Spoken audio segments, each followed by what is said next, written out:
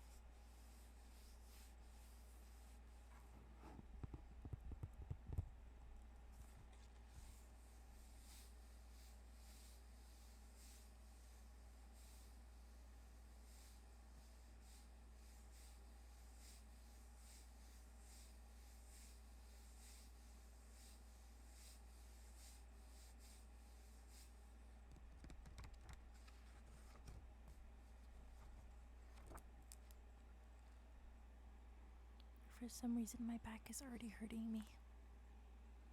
I mean, I did do an 8-hour car ride today, so yeah. Let's see, we have this book.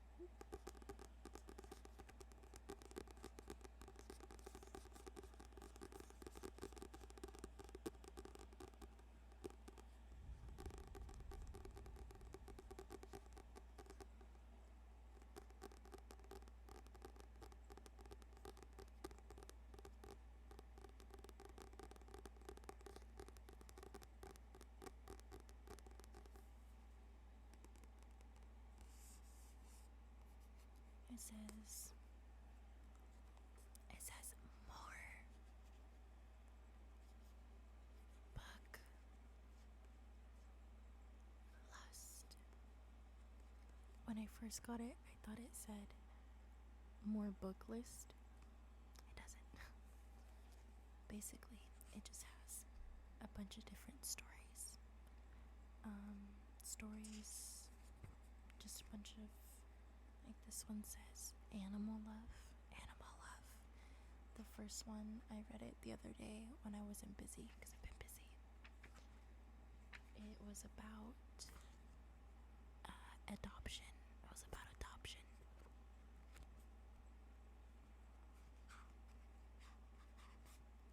It says, adapting to adoption. Adapting to adoption. I did some underlining.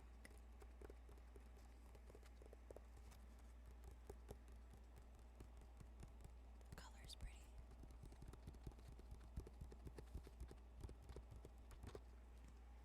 Let's see if I can read. The after effects of adoption are felt not just by the adopted child, but also, of course, by the woman or who gave up their babies, by the men in their lives, and by the adoptive parents. Here are some wonderful novels that explore adoption from various perspectives. So it's a bunch of different ones. This one says the alpha, beta, gammas of Greece. Without the Greeks, where would we be? In philosophy, art, literature, history, sports, science. The Greeks were there, at least one step ahead of everyone else. I can't see, the light keeps going in and out. Much of what we know about Greek history we owe to men.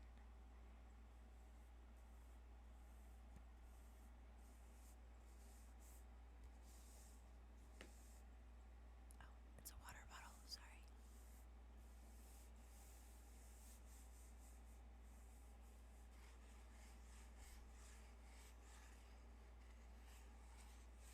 The one above it says Almost Heaven, West Virginia.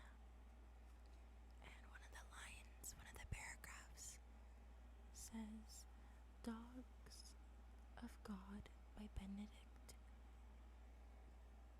Pinkney. Pinkney? Punkney?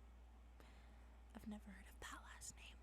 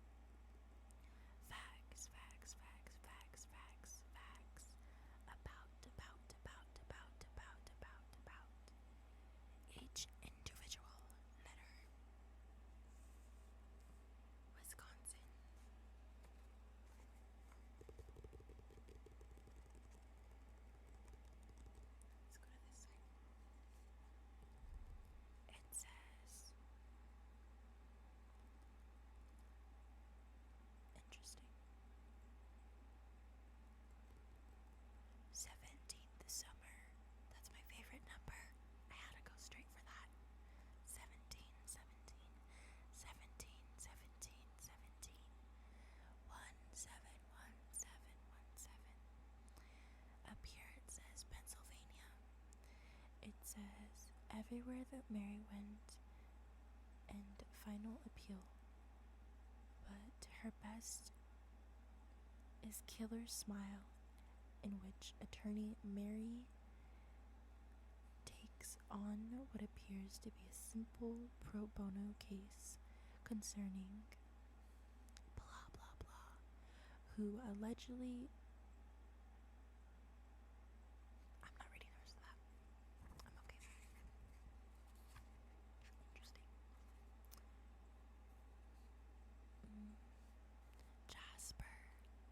Jasper, Jean, Shannon, Jane, Jane,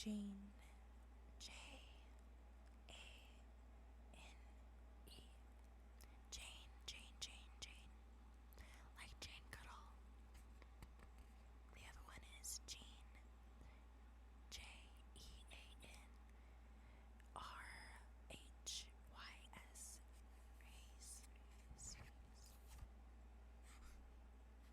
Building blocks. I kind of like this book because when I flashed through it, I was like, oh, cool. I can just take my time with it. I don't have to, it's not a very long story, obviously. But everything is, obviously different.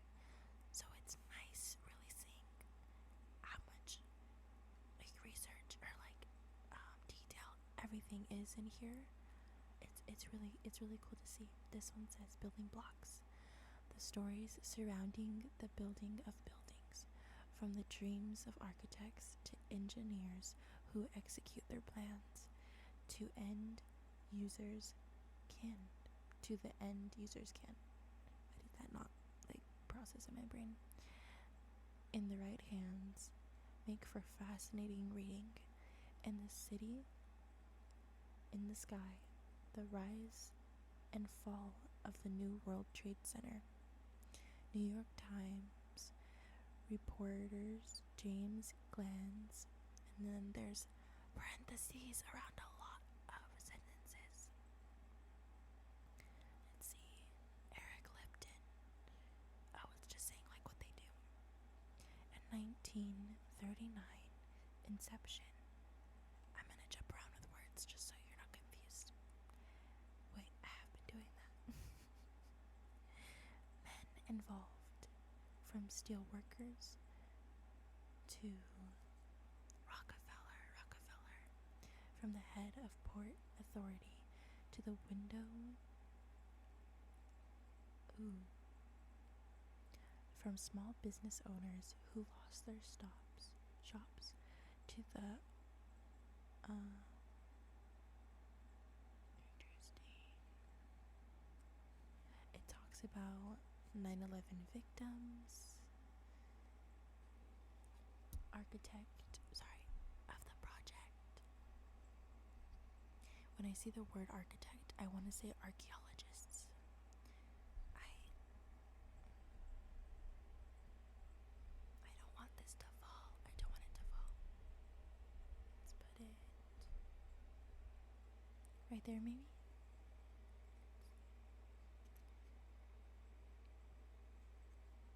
I don't know. I wonder what this is. I think it says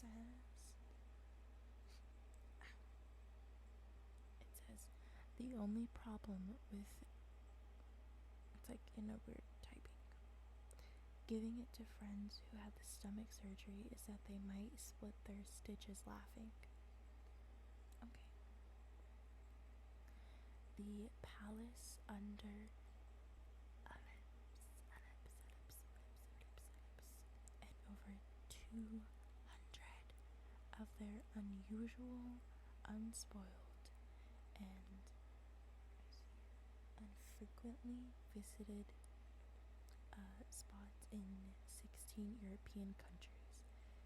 And the writing gets even smaller. This guidebook was published in 1985, so it's dated, but it's still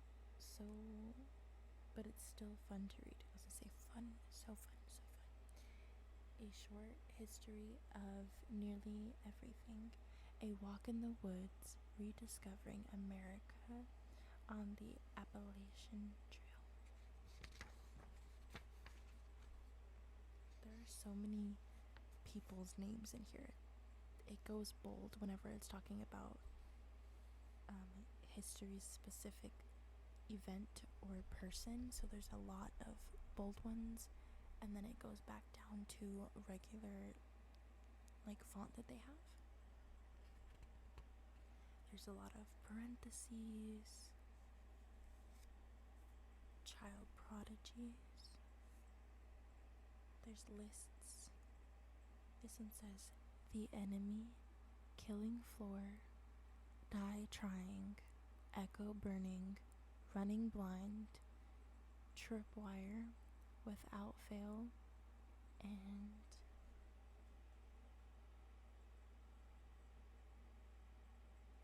I don't know what that word is.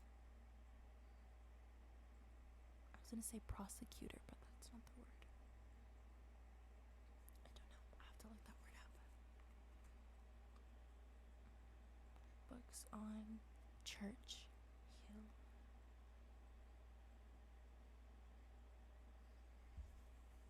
This one says,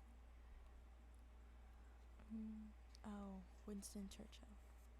Yeah, I wanted to say Wisconsin. My brain is like not fully, because obviously I'm not reading it like without being distracted. It says uniform justice, civil rights and wrongs, the code book, how to make it, break it, hack it, crack it. Interesting. Codes and ciphers. That's pretty cool. Codes and ciphers.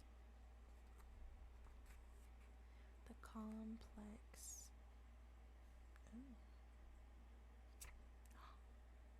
I think I just gave myself a paper cut. Did y'all hear that?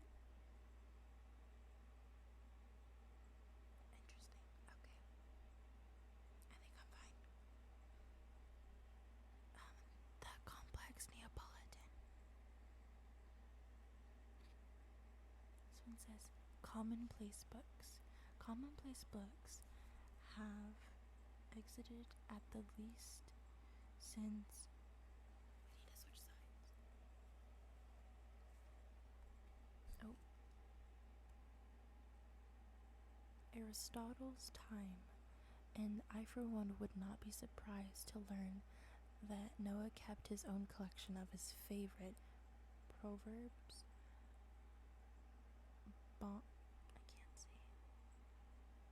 bon mots, and quotations. Oh, I think I was saying that at work. Yeah, I was. I was saying that at work with my kids, and I kept saying it completely wrong. It was hilarious. I just kept stuttering on it. Called locus communis in Latin, and I can't, something else in Greek. I love that they're putting that stuff in here though. I've always wanted to learn Latin. That is a dream. It says a Dickens character, Captain Cuttle, who upon hearing something he deems important takes out a notebook and writes it down while murmuring, when found, take note of. When found, take note of. When found, take note of. Very cute indeed. I'm kind of scared about my paper cut. I can't see it, but I feel like it's there. I kind of like jumping around, so I hope you guys did not mind if you were actually paying attention.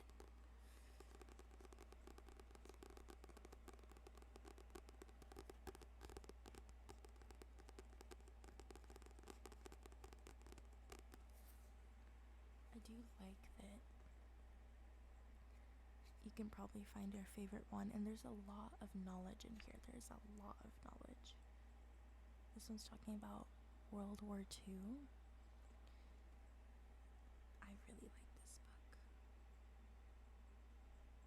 Time travel. tickle your funny bone. Yeah, it's gonna take me a while to get through it because I just feel like it's not like I've been really wanting to read like fantasy series or like stuff with I forgot what the series is called, but it's very popular. So this one is very real world, history and stuff like that. So it's gonna take me a while to get through it because my head's somewhere else with the books I want to read, but that's okay.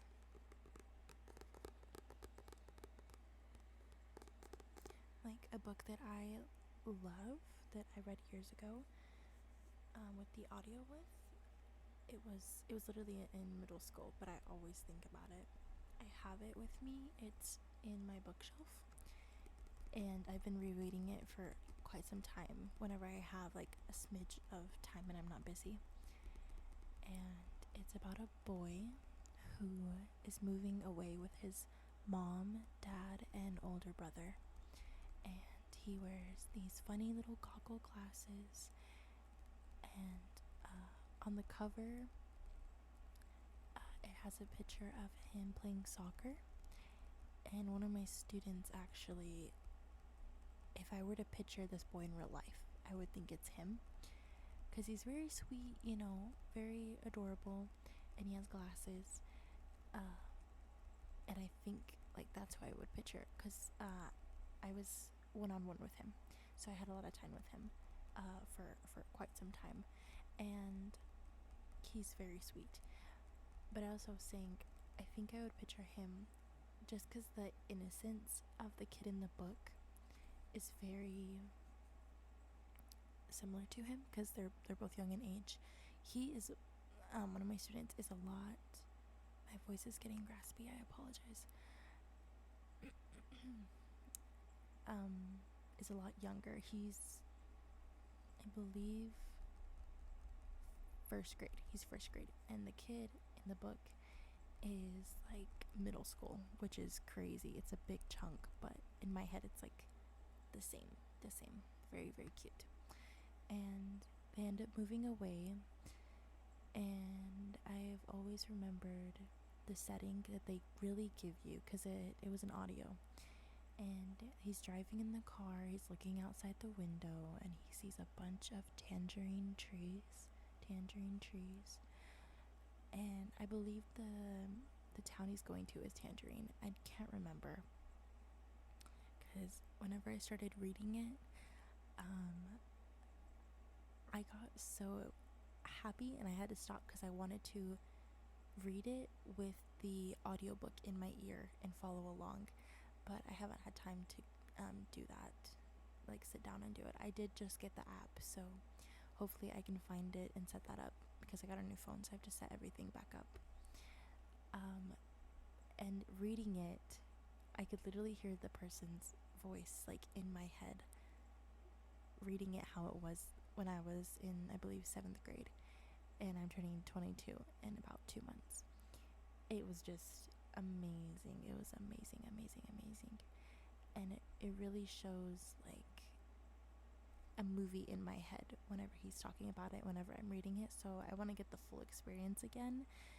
So I'm waiting to do that. And it's still been my favorite book because there's obviously twists and turns. There's a bunch of stuff they have to figure out. He has like trauma that he needs to get through. And it's just such a nostalgic, innocent point of view. And I love that because my shows are like The Walking Dead and Criminal Minds and Vampire Diaries. It's very not innocent. It's very intense. Even with like the girly shows that I watch, there's still like drama. And so thinking about that book, it just makes me so happy. And it's very different from this one. It's very different. So following that one is obviously a lot more easier than following this one, which is what I was trying to say earlier. But I do love it. I'm starting to annotate my books. I have my pens, I have my markers, I have the little sticky ones that you press on the paper, and you do it for certain reasons. I did start with my book, that one that I was just talking about. I'm very much obsessed with it now because I think it's a great way to show your progress and what you love and what you've learned and just how you understand the story and how it connects with you and stuff. I, excuse me, I did know about annotating for a while now, but Haley Jean ASMR showed that she does it and how she does it, and I fell in love with it even more. It really made me want to try it out, and now I'm obsessed. It's very fun, and I feel like how she said that they're like every book is not going to be the same, and that makes me feel like I can't mess up. So it really is just however I want to do it, and that's super nice. There's no pressure, no pressure at all. I think I'm gonna end this because I'm about to hit 30 minutes, and if I stay on, I'm just gonna keep yapping. I thought this was gonna be like a 5-minute video, but it's not. Maybe even a 10-minute. But I hope you guys enjoyed, and I hope the audio is okay. I don't know if I'm talking too loud, too low. I don't know if the AC is on too loud or too low. Or low. My dog are right here. He says goodnight, and I hope everybody sleeps well, and I hope you guys enjoyed.